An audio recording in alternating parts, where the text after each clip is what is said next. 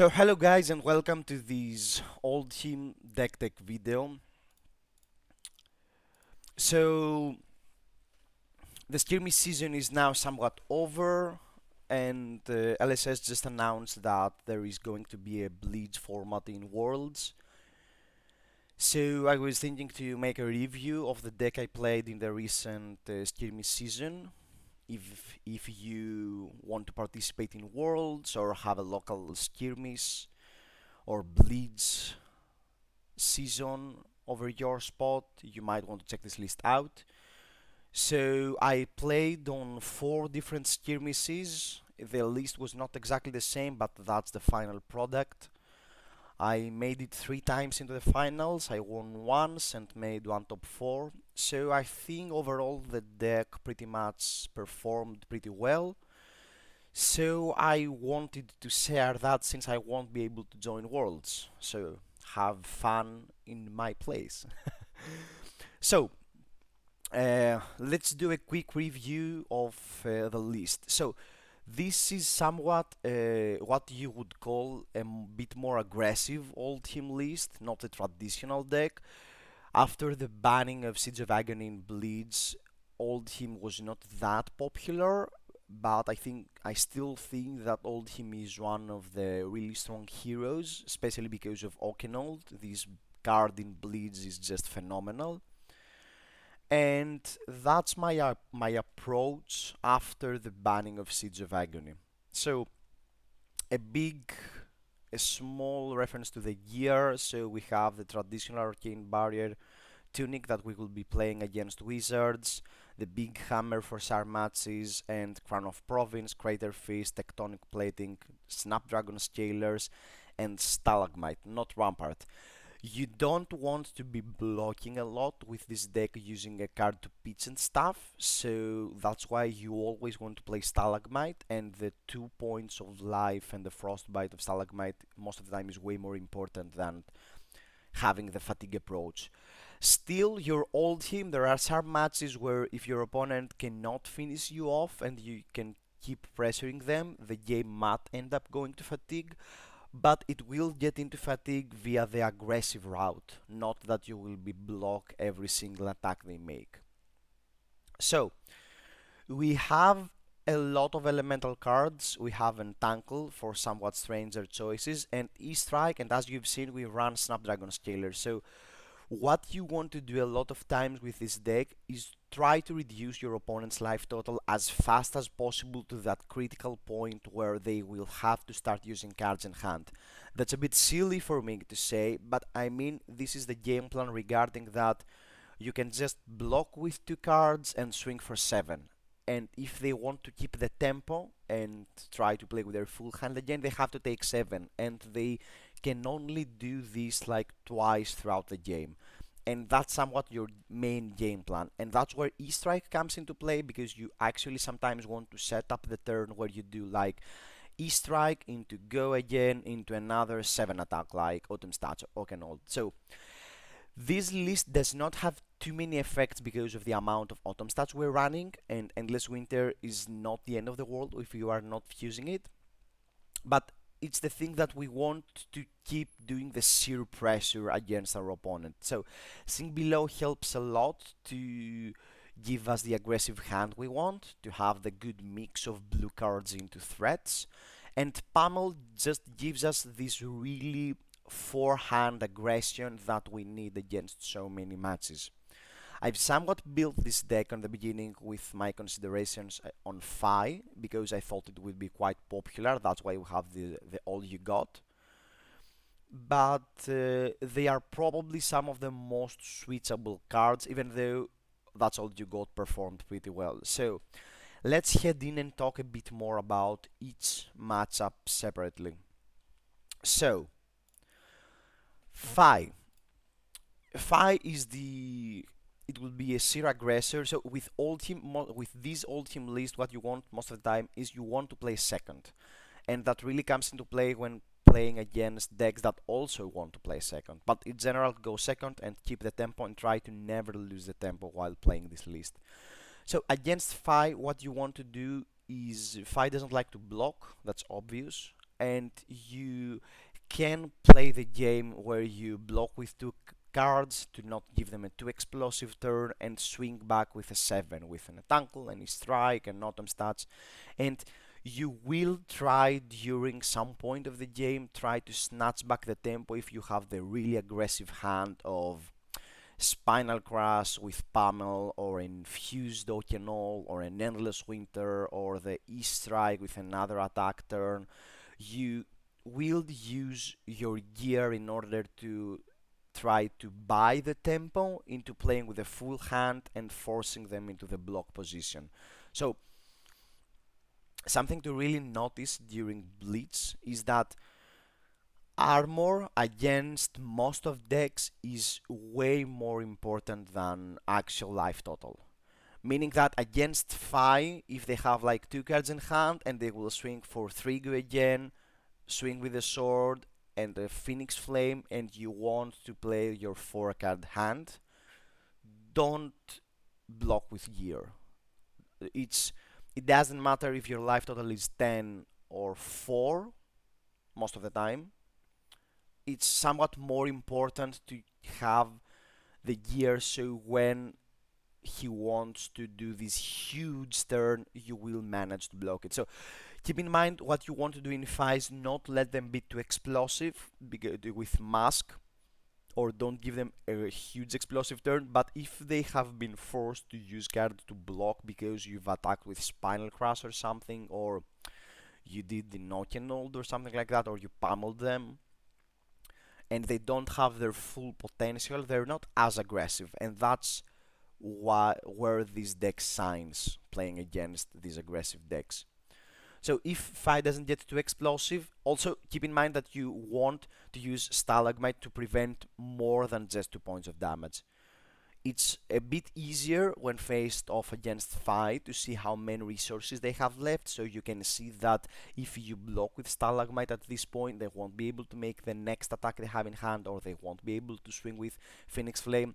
They still might put it in Arsenal, but it's fine because you actually prevented a bit more points of damage rather than just the 2 points of armor. And that also goes to the Fi's explosive turns. If you manage to realize that they are going for a big turn and you actually block them with Stalagmite, most of the time that's the game winning spot. That's all you got. Really, Sign is there as well, because if you block with 2 cards and one of them is all you got and it's draw back and you go to 3 cards, and with 3 cards you can do silly stuff like Fuse and Tackle. It's amazing. Also, something to notice is that after the banning of Crown of Seeds with Oldhim, the Fuse becomes a bit more weird because it's not as easy to put any card in Arsenal, but what this list focuses a lot is to any card that you fuse is fine getting into Arsenal. So if you have an Entangle into a Yellow's Autumn Touch and you just fused with Yellow's Autumn Touch, put Yellow Autumn Touch in Arsenal, it's fine. Next round you will get E-Strike into a blue and you can do 7 plus 6, and that's an amazing turn. You don't need anything better. And also, if you are stuck with a bad card, just use Crown of Province to kick them out, and that one time buy out of jail ticket via Arsenal most of the time is enough to keep you on the tempo of the game and allow you to win. A big bait with this deck also against most matches is Channel Lake Frigid. Don't play Channel Lake Frigid at most times, just swing. I will be saying that a lot throughout the video. Swing, don't play Lake against most matchups. Okay, so moving on into Benji. So I actually played 3 times with Benji, and some of these games felt pretty close, but Oldhim has a naturally pretty good matchup into Benji because you can just prevent damage by just having cards in hand, and that's where Benji struggles. He doesn't really like that.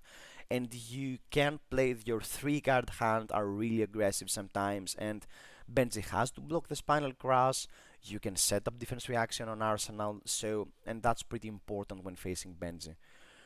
Against Benji, you don't want to go second. Never allow Benji to go first and chip instant damage. Always go first and start swinging or set up a defense reaction in Arsenal. That's really, really relevant. And the tip against Benji probably is try to force them into blocking, but when you are presented with the option of using a card from hand to block, do it because you won't always have that chance. And also, don't overcommit your gear earlier on. Benji will probably want to take this to a somewhat longer game to chip your gear off and then do a big turn and kill you. So maintaining the gear is somewhat important. So use the armor piece to block mostly when they have the full hand. If you swing for 14 and they just took 14 and they are to 3 points of life, you know probably that's the spot. If you prevent this turn, you probably win. And that's where you want to block with gear. So, it should be tricky, but Benji is probably one of the good matchups, and I think Benji will be a bit good going forward. Anyway, let's move into Ira. And Kachu. Kachu is not that familiar, so Ira is a bit more. So Ira probably wants to play that mid-range game, and you are pretty well equipped to play that game where you block with two cards and swing back with two cards. And because Ira most of the time doesn't have too many hit effects, that means that you can actually, whenever you feel like you have the more disruptive turn, the Okenol or the Spinal Crash or the Entangled Pummel or the double E-Strike or the Endless Winter with Pummel or Fused Endless Winter into Arsenal, you actually most of the time do have the option of just taking the damage and going through and start being the aggressor. And again, you definitely want to go second when playing against Ira. So moving forward, we go into Warriors. So actually, some of the few losses I had with this list was to a Dorinthia Prodigy, so Young Prodigy. That means, and that's a weird deck, but I mostly want to talk about Kasai and Young Prodigy. So I thought Kasai was going to be a bit more dominant in the current Bleach format, but it looks like the Wizards keep her at bay because you don't enjoy playing against Kasai and the Prodigy, the Orinthia Prodigy, because they can actually play the same kind of game that you want to play. Block with some cards and swing with 7. Block with some cards and swing with 7. So Kasai can actually play this game as well.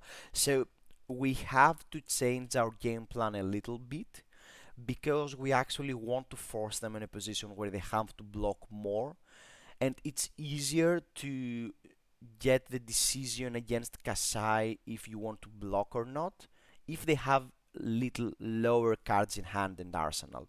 So against Kasai, the number one priority is to not allow them to get too many coppers, because what happens most of the time when playing with Kasai is that you play this mid-range trade game, and at some point you draw blood on her hands, and if you have a big amount of coppers, they will do a bolting turn and just steal the tempo and get way too ahead on life, and if you haven't drawn any Oak and Old, you might lose the game. So be very careful not allowing them to draw too many cards. And actually, we don't usually want to keep cards in arsenal with this deck. We want to be a bit more aggressive and always get the full value of our cards. So arsenal is most of the time something that happens naturally if we fuse with this Oldhim. But against Kasai, if you have a bit of more defensive turn and can just swing with do a big attack and swing and keep a card, sometimes it's better to block with an Autumn Stats or an Endless Winter or a Red Attack or whatever and keep the defense reaction in arsenal. So on the next turn, you can actually somewhat block if you have a good hand without triggering reprise. And that's really relevant on all the aggressive warriors, Dorinthia and Kasai. But it feels relevant as well against Kasai. So you once you get to be the you want at some point against Kasai to be the aggressor and be the full aggressor. Don't don't block too much against Kasai, so don't give her back the tempo, because you don't want to play the game where they play with two cards and you play with two cards, because probably their deck operates better. But again, the really strong thing of Oldhim is that if you high roll on your rolls and you draw Okernold into Endless, into Spinal, into double E-Strike or E-Strike into Autumn Stats with Snapdragon, if you manage to put the pressure up and be really ahead on life total, when they get a turn because you have a weaker turns like just 7 with Entangle, with no pummel, and just setting up, it doesn't matter if you are a bit too far ahead on the life total. They can actually come back to the game, but okay, so again, armor is more important than life as long as you are not in range of Steelblade Sand. So if you are going down to 5 points of life, it could be better to block with gear, but anything above that, just take the damage unless again they get too many coppers. You don't mind them having 1 or 2 coppers, but don't give them too many because that's how you lose the game. That's the game plan they want to execute against you. Okay, moving on. So into the Dorinthia Prodigy, on the other hand, doesn't have the hit effects. So as if you realize that, that's something that I hadn't realized the first time I played with Prodigy, is that you don't really care if they hit unless they've played the glistening thing that ramps up the Dawnblade. I'm talking right now about the Young Prodigy Dorinthia, not OG Dorinthia. So that's a bit easier to calculate when you want to just take the damage and you don't really care and you have the full aggressive hand, because life total again doesn't matter so much if you have the more disruptive aggressive turns. On the other hand now, the OG Dorinthia, I think it's a bit easier to play against her because if you force her into the position where they have to block with 2 cards and you swing back with 2 cards and they have to play with just 2 cards, OG Dorinthia doesn't operate really well with 2 cards in hand because even if she has a +1 counter and Dawnblade, they cannot maintain it if you have that option. If they have 2 cards in hand and they do, +3 and swing with Dawnblade for 7, it's really easy for you to just block with a big card and a defense reaction, or block with 2 cards and use a gear or whatever. And that's something really bad for OG Dorinthia. Don't allow her to play with a full hand. And again, maintain the armor pierce when they will. In order for Dorinthia to win this matchup, she has to execute a big turn with either a dominate or whenever you hit, you draw a card and stuff like that. And you actually need your gear for these turns because blocking original Dorinthia without reading reprise, it's really relevant most of the time. And that's something you are actually looking forward to. But apart from that, you should be okay because she's not as well equipped as the other 2 warriors, the Young Prodigy and Kasai, to play these two into game plan. And again, we play with. I haven't spoken that, but it's a bit obvious that these should be the loadout to all the decks we've said so far. The full armor, Snapdragon, and let's do it. Let's play the mid game, the mid-range game. So Bolton, I don't think he's much of a consideration. It's not the most popular decks, but if you have a local player who plays Bolton, the Saber version could be a bit more tricky because if they get their combo a bit too early, you might struggle because you don't have too much disrupt. But if they play in the aggressive style of bolting, I think you somewhat outvalue them. And also remember that if they want to do that, something charge, 0 floating, and they have go again, and they can give go again, you can just block with Stalagmite to prevent the Raiden, and that should be really relevant.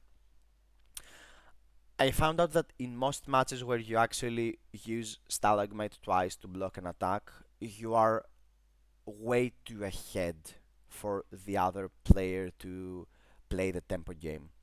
And that most of the time what wins you some games. Or they have to change their game plans, and most decks aren't really well equipped to play on the back foot. And Bolton suffers this as well. So moving on into the boogeymans of the format for me, Icelander and Kano. So Icelander ends up being really strong as it seems right now. I thought that Snapdragon, Snapback, and Steve the Aetherwinds would be a huge deal with her and she wouldn't be as strong. But the new toys they got into Uprising makes her and Kano pretty strong. So your loadout should look the exact opposite. it should look like that. So why the big hammer? So against both Kano and Icelander, you never want to miss a swing. Never. Literally never. Just do the biggest amount of damage you can put every turn. You don't want to give them time, you are not well equipped to play on later turns, you don't have any arcane damage prevention effects, you have a bit more red and yellows than traditional old teams, you are not really well equipped to play the really slow game, and that's the reason why we only have 3 arcane barrier and not lantern, not, things like Heart of Ice. I actually, the first time I ran this list, I had Heart of Ice played against an Icelander, and she just destroyed me. Don't get baited into playing Heart of Ice. You don't need the 4th Arcane Barrier, and Tunic, the one pitch, definitely against Icelander, is really important to have that +1. So, what we want to do is be as aggressive as possible while maintaining a card to pitch. So, Sink Belows are probably the card you want to discard the most to the discard effects of Icelander, and that's fine. Whenever you're presented with an option to discard the Sink Below from your hand, to discard the hand from hand, and you do have a Sink Below, discard the Sink Below, never look back, and you will be fine. A big asterisk here. If you are 100% sure that the opposing Icelander runs Nourishing Emptiness, the first defense reaction you find, just put it into Arsenal. Arsenal is not as relevant in this matchup. And preventing their Nourishing Emptiness from going off is a huge deal, because a lot of times, if you are a bit ahead because you had that bit more disruptive turns in the first few turns, that's most of the time the pivotal point for them, where they will deal some damage and they will have a 5-card hand. And if you manage to block that, that's you block one of their ways out. And against Icelander, because she will probably block a lot, the game will get to this point where she will find her Nourishing Emptiness. So again, this list is not super refined to play against wizards, and probably one of the first changes I would make if the meta ends up becoming super wizard popular is probably cutting Sink Belows, and that's all you got, for either more blues or sigil or maybe even a blue steadfast, but that really depends on the playstyle of the wizards.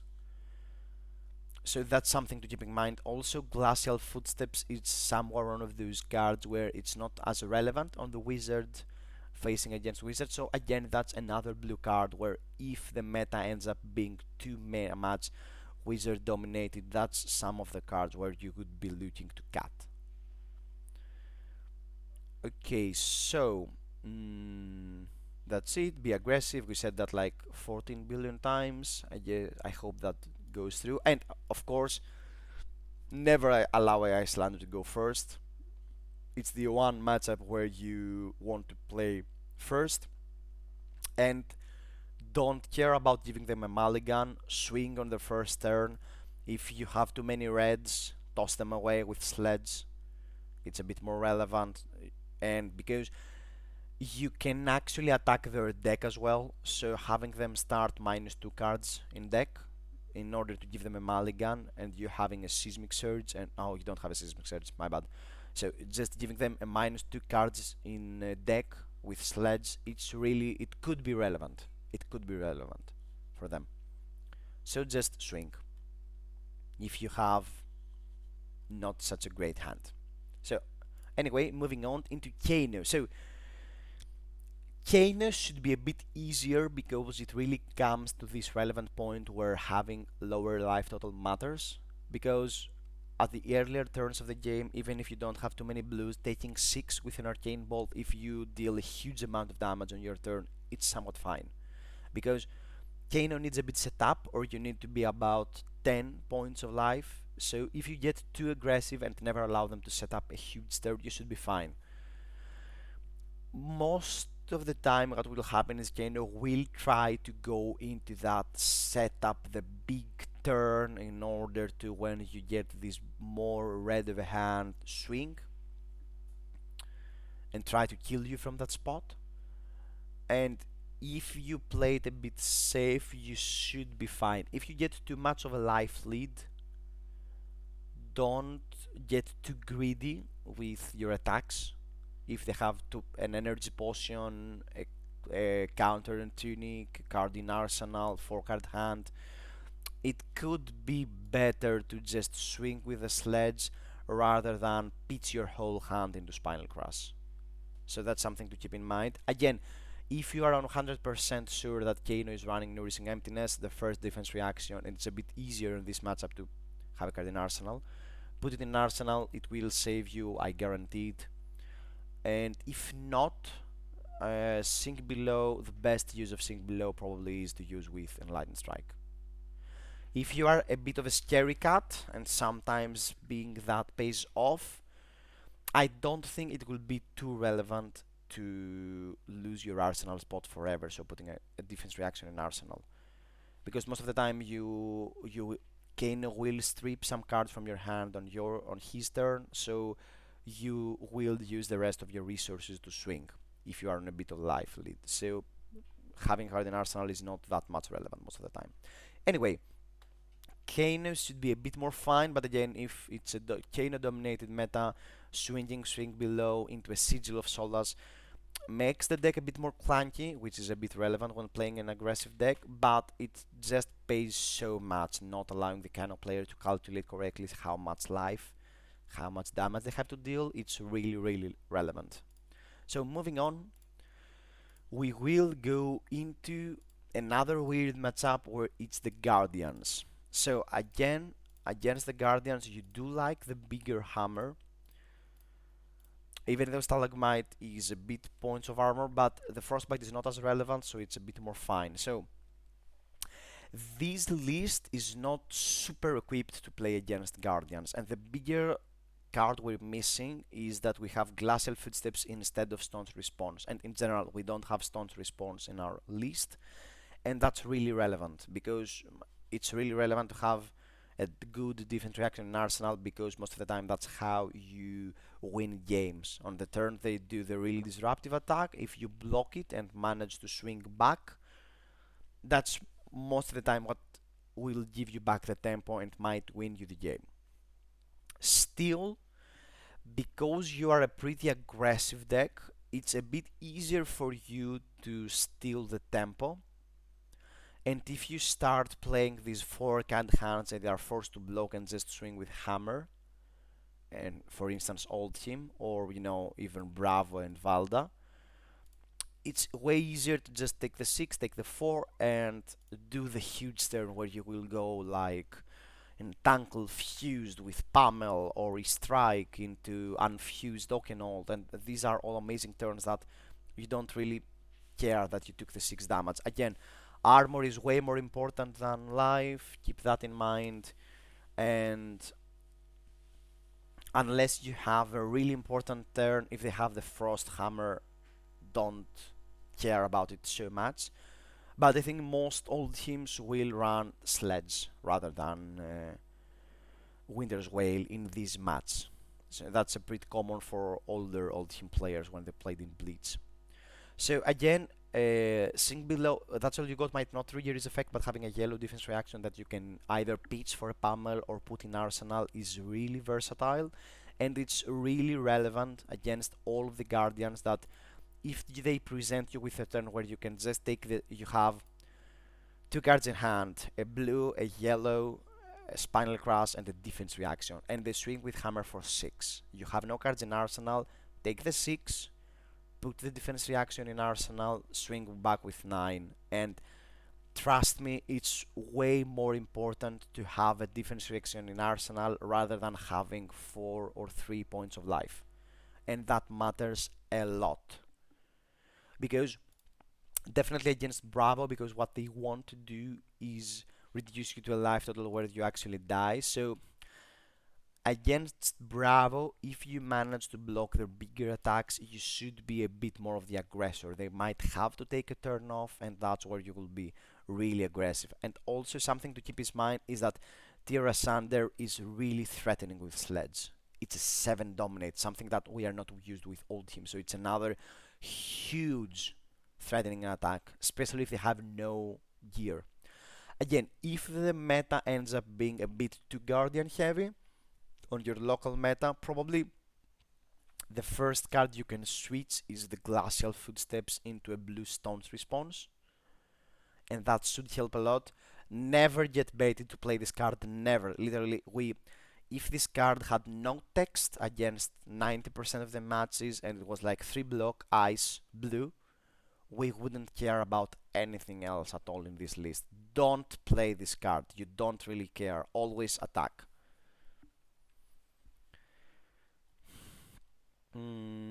That's. I don't think we should notice anything else. And against Oldhim and Valda, you want to go second to be the aggressor. And I think against Bravo as well, even if it's a bit threatening because they might have a dominate attack or because they might set up things like Showtime. But I think the risk is better for you to go. It's better to go second and be sure if they don't have this card, if they don't have the snatch damage, it should be fine. Because for you, for instance, they have like any 8 attack and they give it dominate and they swing with 8 dominate, make a seismic, and put a card in arsenal. So no, that's 5 cards. So have 2 cards, give dominate, and play a 4 card, an 8 attack card with dominate. For instance, Chokeslam. So you block with a card in hand, you earth defense reaction, and you took 3 points of damage, and that's fine. A card in arsenal and 3 points of damage is not as relevant as being the first aggressor in this deck, because your 4 card hands most of the time are really explosive with this deck. Because, for instance, if your next turn you have an Endless Winter into Pummel, they have either to take 12 or lose their turn, and if they lose their turn, you can play again. And if you play again, you might have E-Strike into Entankle, and now you have the Pummel still. And that's most of the time how you win games with this list. So that's it with Guardians. Again, never miss a swing. Try to attack their deck as well. Swinging with Hammer is more important than doing all these cute things with Channel and Winter's Bite and all this stuff. So swing, attack their deck, and you should be fine if something extraordinary doesn't happen. So moving into Brutes. Brutes is a bit more of the toughest matchups, on the toughest side, because they can actually play the same game style you want throughout the first turns of the game. Because if you definitely against Reiner, but that occurs to Levia and somewhat Kaja as well, they can play the 2-card hand as well, and because most of the time you won't have many hit effects, they can actually make the choice whenever they want to just take the 7 and okay, I have my 5-card hand now and I can play. So whatever we said regarding armor is the complete opposite with Brutes. Brutes have 0 hit effects most of the time, if you count swing big hit effect, but you don't really care about the quicken. So try to get as much value from your gear as you can, and most of the time as quickly as possible, definitely against Reiner. Against Reiner, whenever you are presented with the option of blocking with cards in hand that do not disrupt your turn, do it. Because if you keep your life total high on the point where they will get the explosive turn of Blood Rush into things, into Beast Within, into, all these crazy shenanigans, if you survive through this turn with a decent life total, most of the time you will win against Reiner. Because your deck operates a bit better into I attack with 2 cards, and after you've expended most of your resources, you attack your turn with 2 cards. Their deck is not as efficient, so keep in mind that, and again, pay really close attention to the resources with using Stalagmite, because preventing a close swing for 5 on the Bloodrush turn with Stalagmite wins the game. Literally wins the game. It's a 7 life total lead with block with 2 and prevent the 5 of the claw. And that wins the game. It literally wins the game.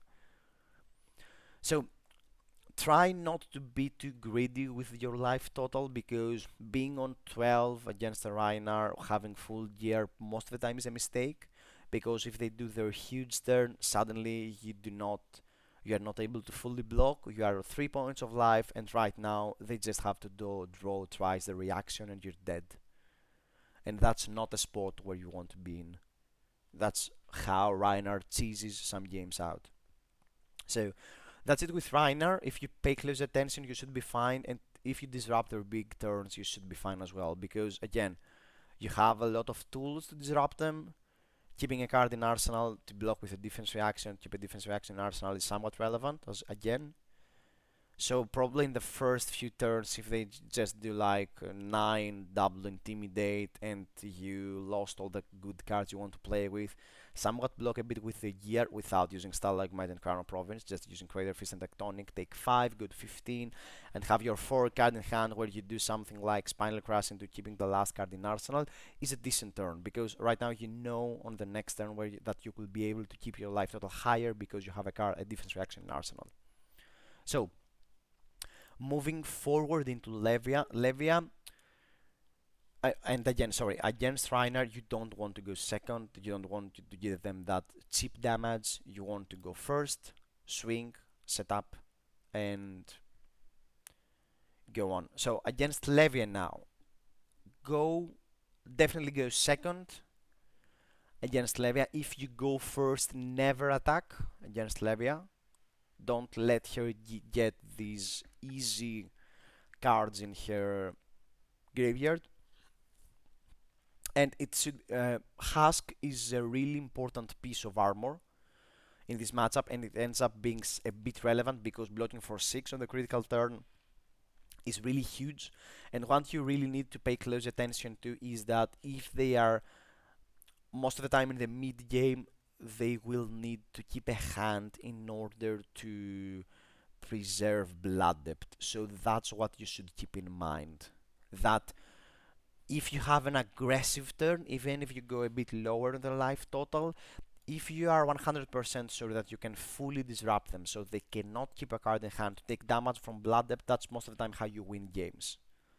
But again, don't forget it's a brute, keep your life total high, use the equipment a bit more early than usual. It's a tough matchup, but it should be fine. I don't think I would change any cards to play against brutes. I think probably Glacial Footsteps maybe, but I think it's still fine to... The list is definitely okay to face off against brutes, so I don't think what you could change if you play against brutes. So again, against Kaio, it's the same thing probably as Reiner. He intimidates a bit more. They have 0 hit effects, but if you keep your life total a bit high to not die to a huge turn, you should be fine because your deck is a bit more efficient than Kaio's. So you should keep that in mind, and I think you should be fine. Okay, so now into the Rune Blades. Into the Rune Blades, unfortunately, no, not against Briar. So to the Rune Blades, it's the MVP of this match is definitely Stalagmite, because again, against Rune Blades, it's really easy to see when the Rosetta is coming and that they have the floating resources, so it's really easy to block Stalagmite and prevent the Rosetta. If you manage to do that twice, most of the time I think you win the game. If Stalagmite prevents 2 Rosetta's activation because of the Frostbite, it's enough tempo to give you to just kill them. And again, forcing Briar and Chain most of the time into a position where they will have to block with their hand, they don't really like doing that. So if you force them in that position, it should be really okay. I think Briar is one of the better matchups with this deck. And also, you don't care about having an arcane barrier because the game should not go to this point where you are both at 1 point of life and everybody just swings with a blue card. It's there. No, if the game goes to this point, you've messed up something and you will lose. You lost that game, but you don't really care. It's not. It's way more important when they do Mount Heroic into a 7 attack to be like, okay, I take the 7, but after that I swing back with E-Strike into 5, draw a card into Spinal Crush. Or something amazing, or they are like at 12 points of life, they set up a Mount Heroic, they've expended some of their armor towards the 4th or 5th turn of the game, and you're like, okay, take some damage, and after that I will swing with E-Strike into Entangle. And right now they are presented with 4 points of damage where they will have to block. That means that they will remove attacks from their hand in order to block on the Channel Mount Heroic turn. And that most of the time enough to win the game. So against Chain, on the other hand, we will be playing the one Arcane Barrier because Chain has a problem in Bleeds where if he doesn't execute his turn too well, he doesn't banish good cards on the earlier turns of the game, he can fatigue himself pretty easily. So we want to have that option that if Chain banishes his Art of Wars, doesn't banish enough, you Oakenhold his good turn, you force him to block with Spinal Crush on a critical turn. It's really easy sometimes to pivot into the full defensive route. And actually, it's the only deck where it's legit to do that with Oldhim. Because most of our cards block for 3, and that's really relevant. And his Rosetta, his runes and activations most of the time aren't enough to kill us. His Rosetta's activations aren't as easy to kill us because if he gets decked, he cannot trigger Rosetta anymore, and the one Arcane Bar is enough to keep us alive, even at 1 point of life, and we will just win the game because we fatigued him. So we should keep that in mind, but most of the time what will happen is that Chain's deck is a bit too inefficient on the first 2 turns of the game, and that's where our deck shines. On the first 2 turns of the game, we might just deal a huge amount of disrupt and damage that he will not be able to come back from. And that's where we're heading with this matchup. So moving forward into a bit more rock decks, into the Mechanologists. So Das had seen some love, so has that at all. But I think we are pretty well equipped to play their game. We want to be as aggressive as possible. We don't really care about fatiguing because we have enough attacks to care about the hammer. Missing Rampart here is not a huge of a deal, big of a deal, because what will Das want to do and what will Datadol want to do is just be really aggressive. And that's the name of the game we want to play as well. And again, Stalagmites really come in handy because you can again actually see how many resources they have floating and see if you want to block with Stalagmite or not to prevent an additional attack. And that should give you the tempo, not so much the value of being ahead on life total early, but if you force them on the back foot, they cannot deal a huge amount of damage with 2 cards in hand each turn. And if you force them into that position, you should be fine. Again, don't play this card. Don't play this card, swing, and you should be fine against both of the Mechanologists. And now we are on the dark horses of the current Blitz format, which is probably Dromai and the Illusionist in general.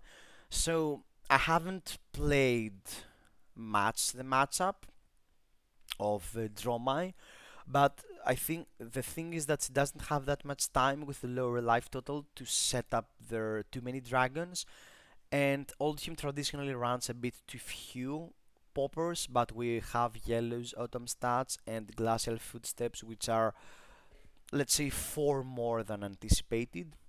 So we should be fine, and also remember that if they invoke Asvolai, they have 3 small dragons, they swing with Asvolai, you can prevent the attack of the rest of the dragons by just giving her a frostbite if she's on the full defense route. and that most of the time should give you enough tempo and card advantage to kill them. You want to be really aggressive, don't lose too much time swinging into dragons, and the zero aggression should give us a life lead to kill them, because again it's not constructed, they don't have that much time, they don't have that much life to live through, and at some point you will draw your second Old and you will kill them. And again, these kind of matches you should preserve Old a bit on Arsenal and stuff, but on most of the time you should consider Old as well a 3 for 7 attack, and that's fine. But not against Dromai. You want to play this card against Dromai with its full effect. So, and into Prism, I think Prism really suffers from the fact that if you have a 3 card aggressive hand and a popper for the first 2 turns of the game, you win. And that's something that can actually happen with this list, because we have a lot of reds. We block with the red attacks a lot. We do have the glacial footsteps and the autumn stats, so it's something that can actually happen, and if you get too far ahead in the life lead, you should be fine when playing against a prism. So, moving on into the... I will do an honorable mention to the Rangers, even though I don't think they're really popular right now on the Bleeds format. So, your deck operates a bit better against... again, compared to their deck. So if what you want to do, if you force them into the position where you block with 2 cards and you swing back with 7, they can just take the 7 twice. It's the Phi problem with Lexi, that if she wants to do the full shenanigan stuff with 4 cards in hand and stuff, she will have to she will have to take the damage, and she doesn't have the time enough to take the damage. Also, Stalagmite against is an MVP, because they cannot throw at you 2 arrows, one cost arrow and one 0 cost arrow with just a blue card, and you can actually prevent that with Stalagmite, and that's really relevant. And again, if you manage to do any huge damage turn, they stand no chance, just because your deck somewhat operates a bit better. And if it's like a Lightning Lexi and they try to do this huge amount of damage, most of your cards block for 3, you will be able to live through their big turns pretty easily. You have a billion armor, so you should be fine. And Azalea, shake the hand of the Azalea opponent always. They have a task, they have a vision. So shake their hand and be very sorry for them that their really aggressive turn won't matter, because you have defense reactions. So, anyway, that pretty much wraps it up. So, Oldhim, I think if it ends up being an aggressive format and we don't see too many wizards, it's a pretty good list to play. It's if the ninjas end up not being so relevant, you can swap that old you got for either a 0 cost defense reaction or a blue card if it's a bit more wizard dependent, but it's not. It's really amazing that all you got gives you the option a lot of times that you have an entangle, a random blue entangle pummel, and that's all you got. And they swing for, like Dorinthia swings for 3 and has a card in arsenal. So it's really great that you can speak last if you want to block or if you want to keep the card in order to play the pummel, and that's why that's all the good signs. But probably it's one of the first cards that could get the chop. Also, Glacial Footsteps, if it's not too Guardian heavy, you can kick it off again for some more better utility card. But we'll see. I hope to see some Oldhim in the Worlds. I hope to, and I think it somewhat will be presented. And I think probably because it's not easy to face off against the Wizards, I think Oldhim probably will take this route, a bit more aggressive route. So thanks for stopping by. If you like the content, consider leaving a like and subscribe on our YouTube channel. We try to create as much content as possible, and if you have any questions regarding the deck or anything you want to a bit more explained, just leave a comment. So thanks very much for being here and see you around.